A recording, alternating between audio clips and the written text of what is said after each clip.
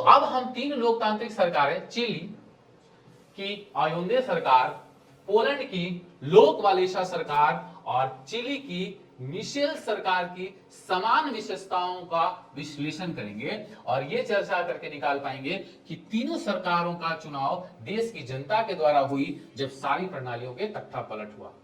बिन चुने हुए नेता या बाहर से संचालित शक्तियों या फौज शासन नहीं चला रही थी। ध्यान से, ये लोकतांत्रिक शासन प्रणाली के बाद ये सुधार हुए कि सरकारों का चुनाव देश की जनता द्वारा होने लगी। बच्चों, बिना चुने हुए नेता या बाहर से संचालित शक्तियों या फौज का शासन नहीं चली, अब ये जनता का शासन आ गया।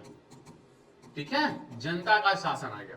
और तीसरा, नागरिकों को विभिन्न प्रकार की बुनियादी राजनीतिक स्वतंत्रता हासिल की गई। वो चुनाव लड़ सकते थे, चुनाव में भाग ले सकते थे, वो विरोध कर सकते थे, वो किसी भी पार्टी को चुन सकते थे। ये सारे अधिकार उनके पास आ गया, जनता के पास। तो हम समझने का प्रयास करेंगे कि लोकतंत्र के कुछ समान विशेषताओं की जो अभी पहचान हमने किया है, वो इसमें लोकतंत्र में यह व्यवस्था रहती है कि लोग अपनी मर्जी से सरकार चुने।